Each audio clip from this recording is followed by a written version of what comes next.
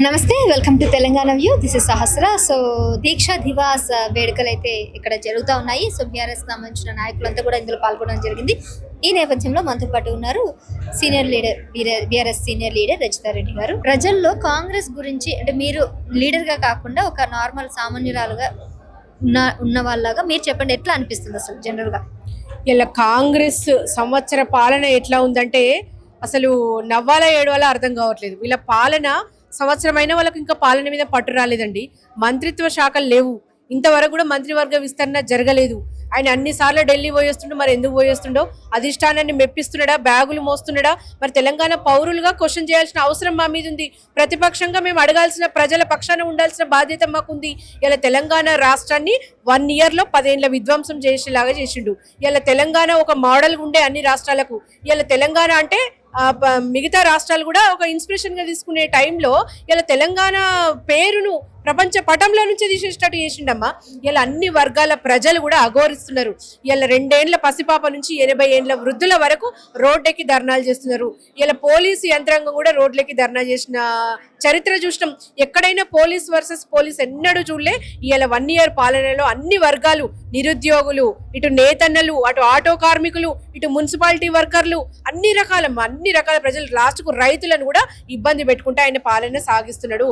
సంవత్సరం అయినా కూడా రాష్ట్రంలో ఒక్క హామీ కూడా అమలు కాలేదు. ఆయన 420 మోసపూరిత హామీలు, 6 గ్యారంటీలు, ప్రజలను వంచి మోసం చేసి అరచేతిలో స్వర్గం చూపించి గోబెల్స్ ప్రచారంతో గద్దెకెక్కిన తర్వాత ఎంతసేపు గత ప్రభుత్వాలను విమర్శించుకుంటా సంవత్సరం పబ్బం గడిపిండు.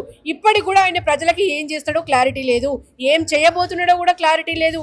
ఇలా హైడ్రా పేరుతోని మొత్తం హైదరాబాద్ బ్రాండ్ ఇమేజ్ ని నాశనం చేసిండు.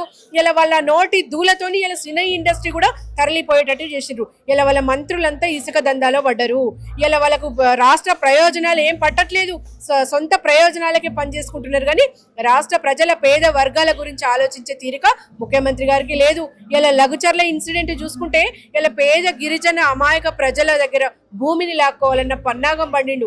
ఇలా పచ్చని పంటలు పండే భూమిని లాక్కోవాలని ఒక పన్నాగం పండితే రైతులంతా కూడా తిప్పికొట్టిరు దాన్ని.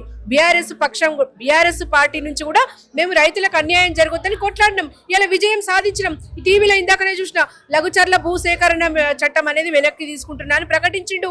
ఇలా ఆయన తీసుకున్న నిర్ణయాలు కరెక్ట్ కాదని ఆయన ఒప్పుకున్నట్టనే ఇప్పుడు డెఫినెట్ గా ఇలా వెనక్కి తీసుకున్నాడంటే అది ఎంత పెద్ద తప్పు, ఇలా రైతులకు ఎంత అన్యాయం చేస్తున్నా అనేది గ్రహించిండు. తప్పు తెలుసుకున్నాడు, వెనక్కి తీసుకున్నాడు అంటే ఇలా మనం అర్థం చేసుకోవచ్చు. ఇలా రాష్ట్రంలో రాక్షస పాలన జరుగుతుంది. ఆయన ఏదో ప్రజా పాలన అని చెప్పిండు కానీ ఇలా అంటే ప్రతీకార పాలన, రాక్షస పాలన, ఇన్ని వర్గాలను మోసం చేసుకుంటా ఏమి ఇస్తలేడండి. ఇవాళ పాత పద్ధతిలో కూడా పెన్షన్లు వస్తలేవని అవ్వా తాతలు అఘోరిస్తున్నారు. ఇలా మందులకు పెన్షన్లు లేక మందులు తీసుకోవడానికి కూడా పాపం లేక చనిపోతున్నారమ్మా. ఆకలి మరణాలు చూస్తున్నాం, రైతన్నల ఆత్మహత్యలు చూసినాం. ఇలా గురుకులాల్లో చూస్తుంటే చిన్న చిన్న పిల్లలు చచ్చిపోతున్నారు. ఇది ఎవరి బాధ్యత? ఈ ప్రభుత్వ హత్యలు కావా? ఇలా చిన్న పిల్లలు అంటే కనీసం నువ్వు గురుకుల అంటే విద్యాశాఖని దగ్గర పెట్టుకుని ఒక్క రివ్యూ మీటింగ్ అనే పెట్టినవా? ఇంతమంది చచ్చిపోతుంటే నువ్వు కనీసం ఆఫీసర్లు దానికి బాధ్యులైన వాళ్ళని శిక్షించినవా? ఏదీ లేదు. రాష్ట్రంలో ఏది జరుగుతుందో చూస్తూ కూర్చున్నాడు. లగచర్ల లాగానే అది మరొక ముందు ఇప్పుడు దివాలాత్పూర్ లో కూడా జరిగినటువంటి ఘటన, నిర్మల్లో దాని విషయంలో దాదాపుగా ప్రజలందరూ కూడా వ్యతిరేకిస్తున్నారు. ఒక బండికి నిప్పు పెట్టి కూడా దీన్ని వ్యతిరేకించే సందర్భాలు ఉన్నాయి.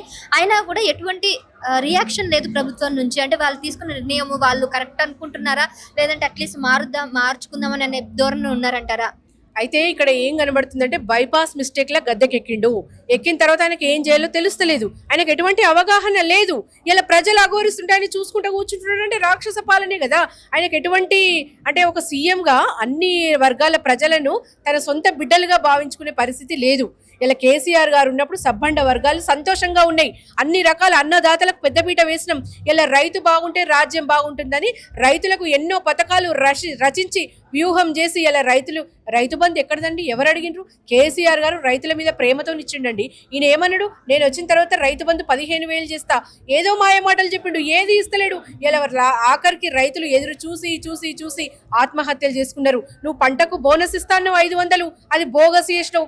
ఇలా కళ్ళల్లో పంటలు పెట్టుకొని రైతులు ఎదురు చూసి పండగలే లేదండి. పాపం వాళ్ళకు దసరా, దీపావళి ఇవన్నీ పోయినాయి. వాళ్ళకి ఇంతవరకు కూడా బోనస్ లేదు. ఇలా పత్తి పండించుకున్న రైతులకు కూడా న్యాయం చేయలేదు.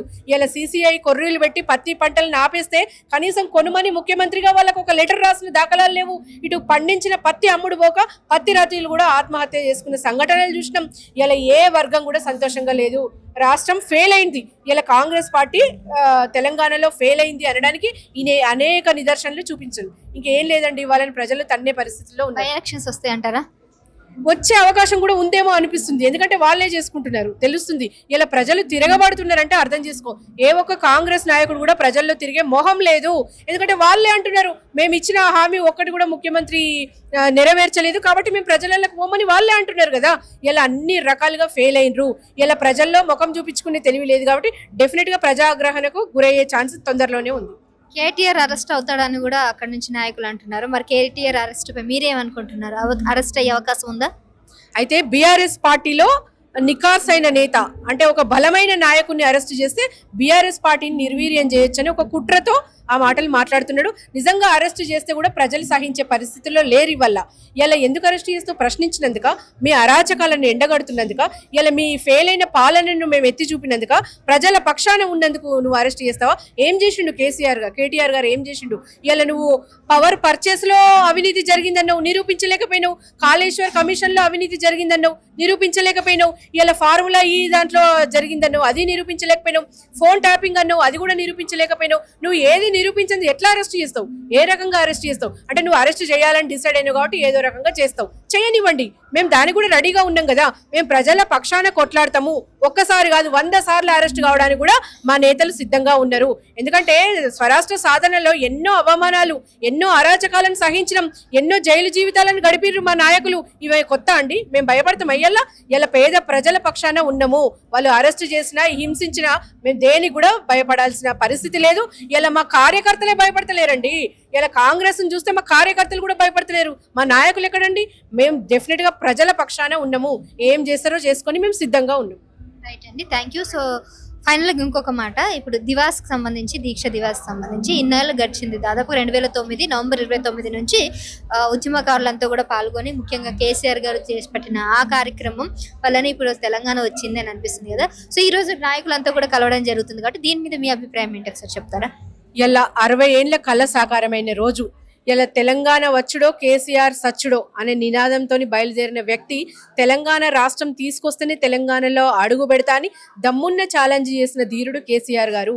తెలంగాణను కేంద్రం మెడలు వంచి తెలంగాణను సాధించిన ధీరుడు కేసీఆర్ గారు. ఇలా సాధించిన తెలంగాణలో బ్రహ్మాండంగా అభివృద్ధి పదంలో నడిపిన ధీరుడు కేసీఆర్ గారు. కాబట్టి దీక్ష దివస్ అంటే చూడండి, స్వరాష్ట్ర కళను నిర్దేశించిన రోజు.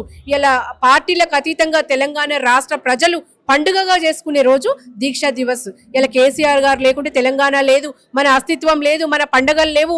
ఇలా మన భాషకు కానీ మన ఉనికికి కానీ ఒక ప్రాధాన్యత వచ్చిందంటే కేసీఆర్ గారే కారణము.